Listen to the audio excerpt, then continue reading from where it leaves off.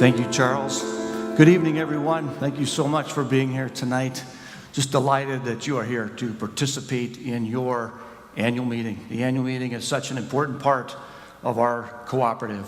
It's a great opportunity for members to come together at that grassroots level, just like members did back in the early day of our cooperative. It's a great opportunity for members to talk to your board members, talk to the employees who are here tonight, and receive information and updates from the co-op on a lot of important things going on in our industry and at your cooperative. Well, your cooperative has changed a lot over the years, grown a lot over the years. Today, Lake Region serves over 28,000 consumers. Across our 5,700 miles of power line, we serve large customers like the ethanol plant just down the road here from the church, several large grain handling facilities.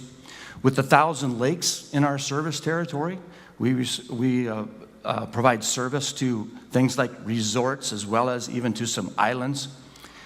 And we also have members from all 50 states and a lot of great people and great places as represented by the red round barn in the picture there. I just love that picture on our service territory. And we have 72 dedicated employees to serve you 24/7. One of the greatest things about your cooperative is the local decision making. You elect the board of directors and they make decisions on your behalf at the local level. This is a picture of our board of directors at the board table where they make those big decisions to approve construction work plans, budgets, policies, etc. That's where they set your rates, determine how many capital credits are going to be paid back each year. They do a great job representing you there in the boardroom. As Charles mentioned, we are going to be seeing a change in the board of directors because of term limits. And so starting in 2019, next year already in District 3 there, Ken Hendricks will reach his term limit and we'll have a vacancy there. In 2020, the next year, Dennis Matthiasen will be meeting his term limit. And then also in 2020, Charles Kavari, our board chairman there in District 5. So we're going to have this turnover, and we want to get out in front of that and communicate that to the membership so they're fully aware that those changes will be coming up and encourage qualified candidates to run for the board slots. And we are going to have an informational meeting later this year and invite people from District 3 to come in and learn more about becoming a board of director, the roles and responsibilities of the board. So keep that in mind. One of the most important things as a member-owned cooperative is to continually get feedback from our membership. Each year we do a member satisfaction survey and ask for your feedback. We so much appreciate that. If you've ever responded to those, thank you for that information. Last year, when we asked the question to the membership overall, how satisfied are you with Lake Region Electric? We scored a score of 8.8 on a scale of 1 to 10. Up slightly from the previous year of an 8.6. But the great part about the surveys that we really appreciate is the actual comments that members give us. And typically, those comments center around two things: rates and reliability. So let's take a look at our rates and our reliability and see how we're performing for you. If we go back 10 years to 2008, what this graph shows is the cost of 1,000 kilowatt hours at Lake Region Electric compared to a peer group of co-ops across the state of 13 co-ops. What this chart shows in the green bar there is Lake Region's cost for those 1,000 kilowatt hours for the month under our winter rate. At that point in time, we were the 9th highest out of those 13 co-ops.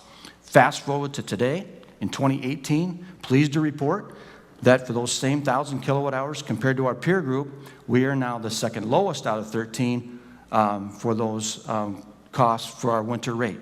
If we take a look at our summer rate on this slide, you will see that Lake Region is actually the lowest cost now for 1,000 kilowatt hours in our peer group. Thanks to everybody for achieving that and doing everything we can to keep our rates stable and as low as possible. In our rate stabilization plan that we spent a lot of time strategizing around and coming up with new ideas and things, one of the best things that we've done is just good old-fashioned cost control. What this graph shows is how our controllable costs at Lake Region compare to all 44 co-ops in the state of Minnesota.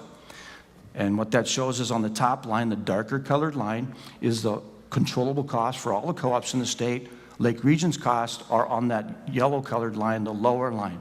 And what it points out is at the end of 2017, our controllable costs, again, things like administrative and general costs, operations costs, maintenance costs, we're actually $139 per member below the state average. And then what's really pleasing is the fact that our controllable cost per member in 2017 was actually lower than it was back in 2004, 13 years ago. Great job on the cost control. Another part of our rate stability plan is we want to create new revenue streams. I like to keep it simple. Anytime we can bring in a new dollar from a new revenue stream into the co-op, it's one less dollar that we have to put into the electric rates that come out of our pocketbooks and out of our family budgets. Over the years, you can see how we've grown our new revenue streams, our non-operating income that's grown nicely over the years. The reasons for that include the new programs that we've offered over the years, things like our geothermal program, things like our solar program, things like our LED lighting program, all create new revenue for our cooperative. Last year, we launched our new residential standby generator program. Talk a little bit about that in a minute. All good programs that the members have enjoyed, and they bring new revenue into the co-op. Your board of directors has also made some investments in some kind of core-related activities, like Cars Tree Service. We've got a lot of trees on our system. Let's be an owner of Cars Tree Service, and we are one of 10 electric co-ops that own Cars Tree Service. So at the end of the year, when they make a profit, we get that 1/10 share of the profits coming back to Lake Region Electric. Reliability. We've worked really hard to improve your reliability. I hope you've noticed that over the years. Back in the day, 2004 timeframe, on average, a member was out of power 4.4 hours that year. Over the years, we've worked hard to reduce that. We've set a goal to get it below 2 hours. We've achieved that each year since 2011, except for 1 year in 2014. But that's a 57% reduction in outage times over the years. A lot of good reasons for that. Your board of directors has made some really good investments into system improvements. You've probably seen us out there changing out the old poles and things like that, putting new underground cable in where the old cable was starting to fail. A lot of maintenance programs, the big one being the tree clearing, and I want to talk a little bit more about that. Back in 2009, we did an entire system assessment across our whole service territory and collected data. And what that that assessment told us was we had 148,000 trees that were either in the power line or would grow into the power line in the next 5 years. So your board of directors approved a 5-year plan to get around our entire system to clear those trees out of those right-of-ways. Spent $8.5 roughly million over a 5-year period. You can see how it spiked up in like 2010, $2.1 million alone that year. But what that graph shows is once we got around our system that first 5 years and did the clearing of those right-of-ways, reclaiming of those right-of-ways, the second time around our system after that initial 5-year program would be a much less cost program, just more maintenance, not as much clearing, just more maintenance. And you can see how that dropped down those last 3 years on that chart. So today, we're actually spending less than we were spending back in 2004 on right-of-way clearing, but because of all the tree clearing we've done, our outages have reduced 30%.